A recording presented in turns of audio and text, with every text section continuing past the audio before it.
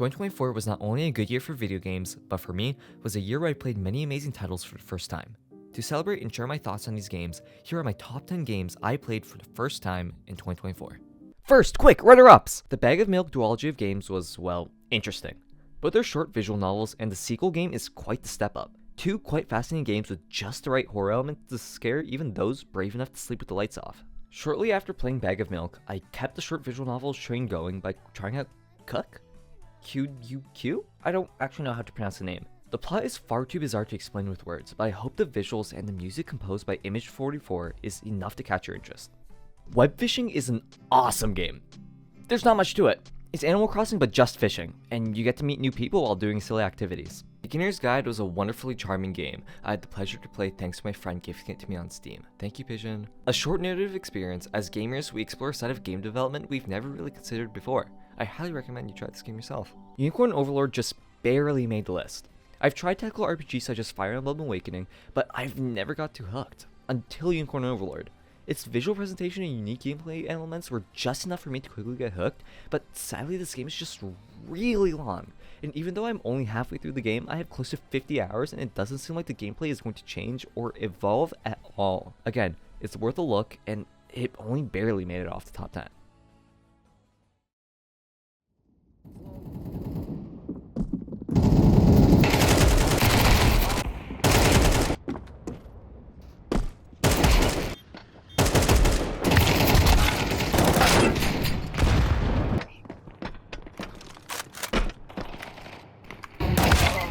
This year, my friends got me into Counter-Strike 2. I mostly played the game in February, but I still play the game frequently throughout the year. In my whole history of video games, I've never been too into FPS shooters, especially ones as realistic as Counter-Strike. To put it into perspective, I used to play a lot of Fortnite and Overwatch, and I never got too into Valorant. And that was about it when it comes to online shooters. But something clicked when playing CS. It was really nice. I frequently performed well, and I didn't need to play that strategically. I just go monkey brain and pop heads. I've gotten rustier now because I haven't played in a while, but the game's still really enjoyable. I've cracked with my good friend Brad, and I'd rather not talk about how much money I spent on this guy, though compared to other CS players, it's not that much. I never got into opening cases because I just don't enjoy gambling, but you know what? Let's open one for the video.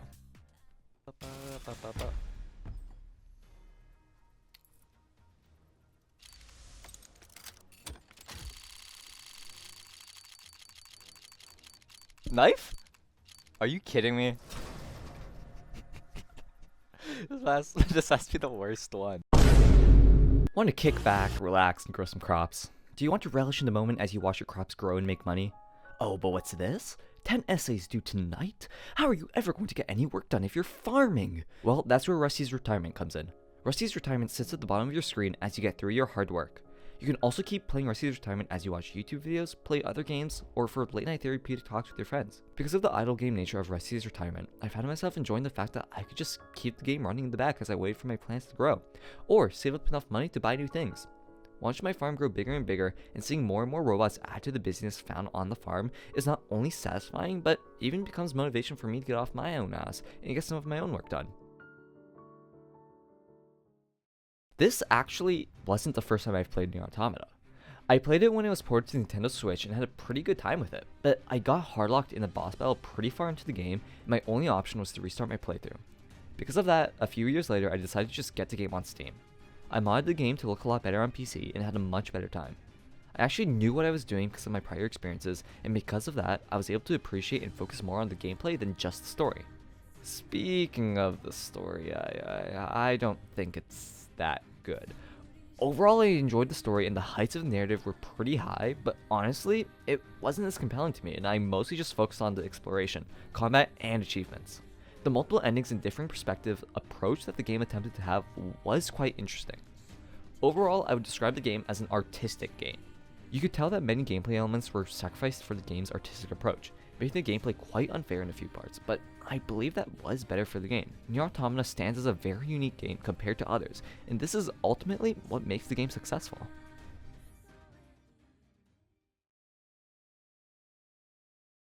Gooner game! Shut up. Zenless Zero is a pretty enjoyable game.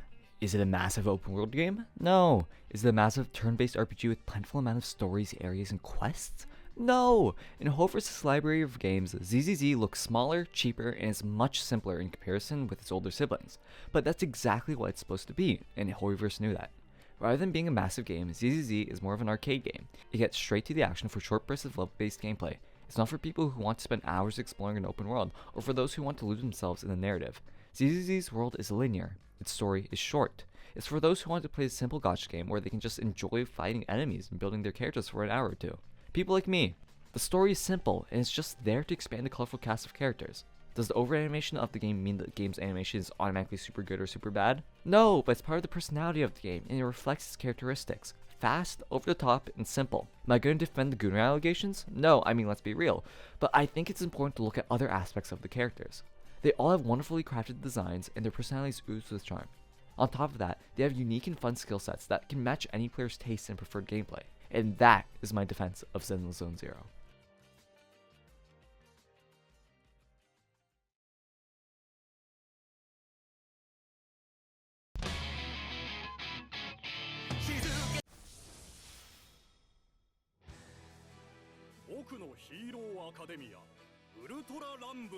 My Hero Ultra Rumble.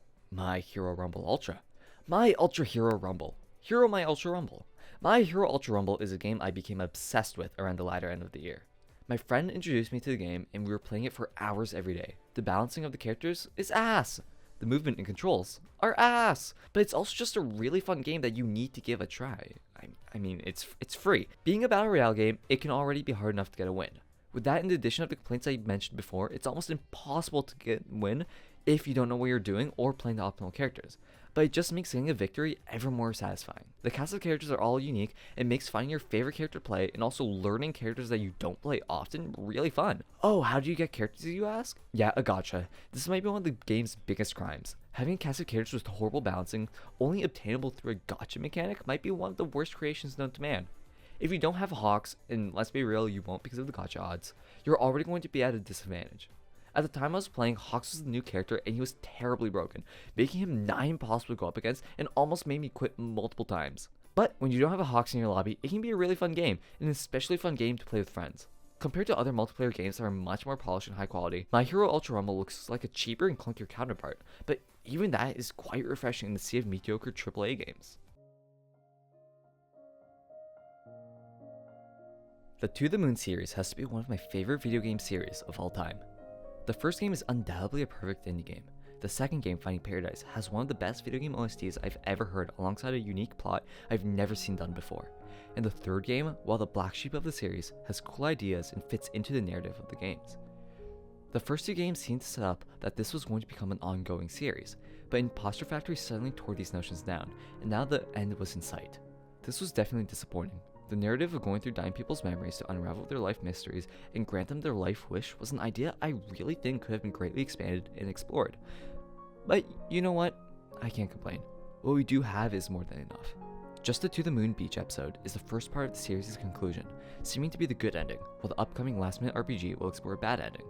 I long await the final chapter of the story after delay followed by delay, and I find myself greatly satisfied with what I played. It was nice to revisit our old characters that we learned to love, and I also really liked how they referenced the bonus comics. It was really nice to see Neil and Eva once again after their exclusion from the previous game. I really enjoyed seeing their personal relationship finally actually explored and take the center stage. Just the To the Moon Beach episode has to be the perfect conclusion to this over a decade-long journey. Thank you, Kengao, and the rest of the Freebird Games team. The ending isn't any more important than the moments leading to it, but the ending, it always felt more important to me.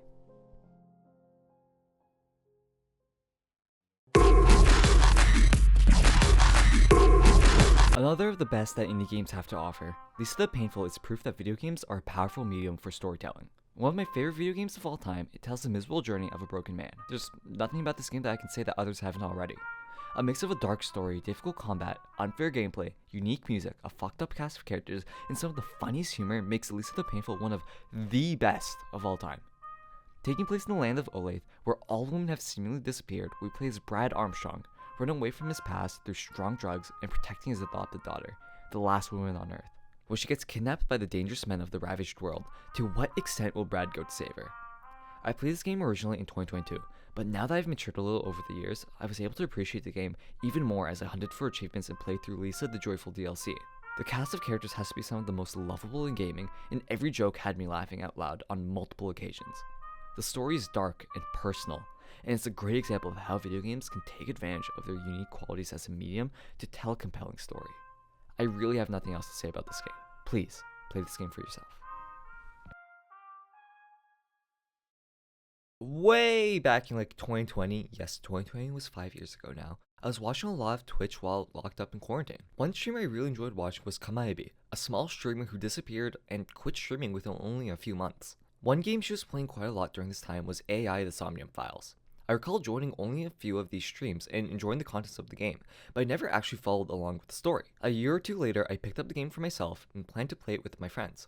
We only played for a couple of hours and I didn't touch the game for another few years. Time skip to my winter break of 2024, I was trapped at home because I caught COVID. I spent a few days writing because there was really nothing I really wanted to do, but the idea of COVID and being trapped and isolated at home reminded me of something. AAAAH the Somnium Files. There's nothing else for me to do, might as well play it, right? It can't be that good. 3 days later. Oh my god, this game's really good. How have I slept in this game for so long? I knew it was good, I knew it was funny, I knew it had a good story, so why? Why was it sitting in my library for so long? Sometimes I wonder if everything was supposed to happen for a reason. Finding q.u.q during quarantine, watching only a few streams but never spoiling myself for the actual story, buying it a few years later but never getting far with my friends, and getting COVID myself during winter break. How are things able to perfectly fit together for me to finally play the game? But maybe I'm getting too ahead of myself here. I mean, it is just a game after all. The greatest game ever! Okay, first, the actual gameplay. I've never been too into visual novels. The only one I've ever fully played was the Danganronpa series, and I've tried playing Steins Gate, but I never got far.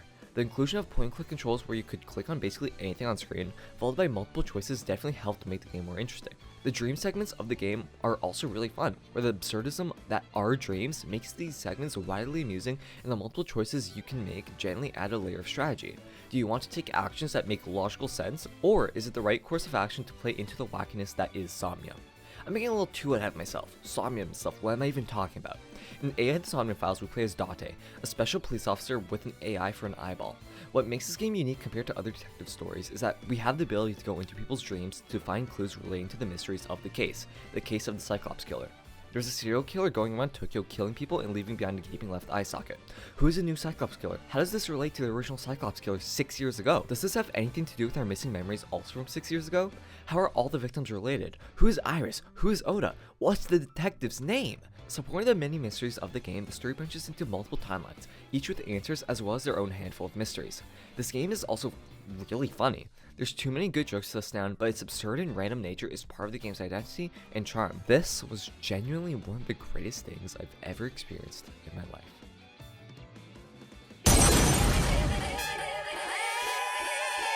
Persona 3 Reload was my most anticipated game of the first half of 2024. The lead up to the release of the game was generally one of my favorite memories from the Persona community. Debating over whether the Yukari leaks were real, the countless early OST uploads on YouTube before it was officially released, each upload being squeakier and cleaner than the last, and the trailer parodies. It was all really funny and fun. While I wasn't able to pick up the game on release, I bought it for myself as a graduation gift for the summer, where Persona 3 Reload was basically the only game I played. It was even one of the first games I've ever put 100 hours into within only a few weeks. At the time, the only Persona games I had played were Persona 5 Royale on my Switch, as well as Persona 4 Golden. Because the graphics for both of these games are a little outdated for 2024 PC standards, the visual presentation for P3 Reload genuinely shocked me. Not only was the menu design intensely clean, but the 3D models were the most beautiful I've seen yet in a Persona game. The Persona series is probably most recognized for its music, and this game definitely did not disappoint and honestly might have the best soundtrack yet.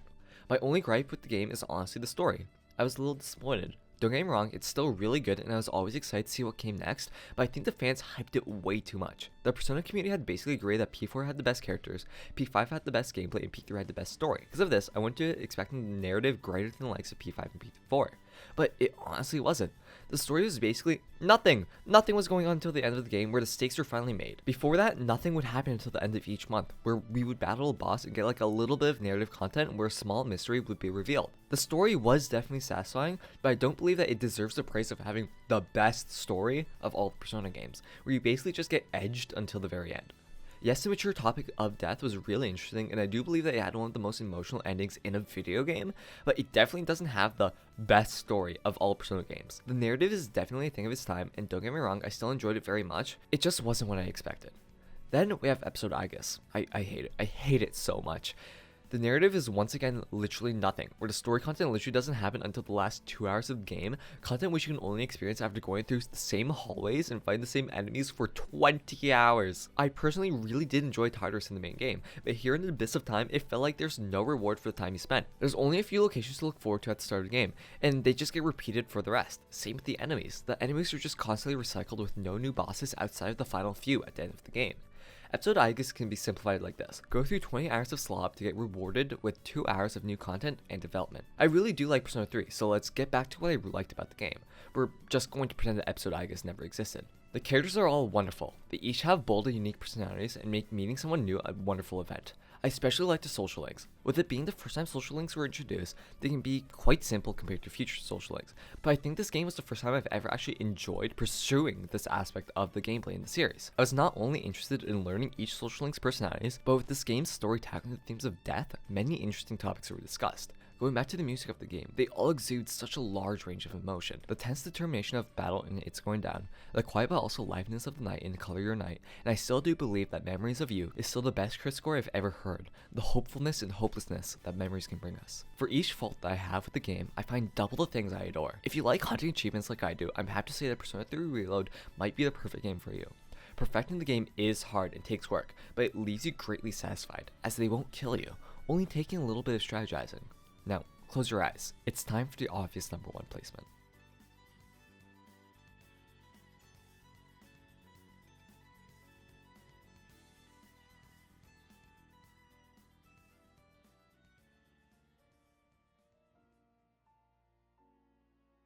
Let's be real, do you expect anything else? Metaphor ReFantazio is the pinnacle of modern JRPGs. Just like how Persona 3 Reload was my most anticipated game of the first half of 2024, Metaphor is my most anticipated game for the second half of 2024. Compared to the build-up of Persona 3's release, it was night and day. The release of Metaphor was nothing more than a back burner. With the school year starting, I had other things to worry about and put my focus on.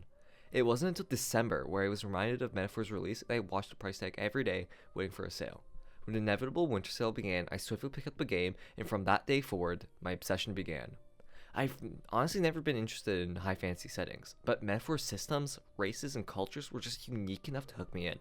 It was really interesting to explore a world built on prejudice and hierarchy, as it's something most of the video game industry hasn't explored much in its many years.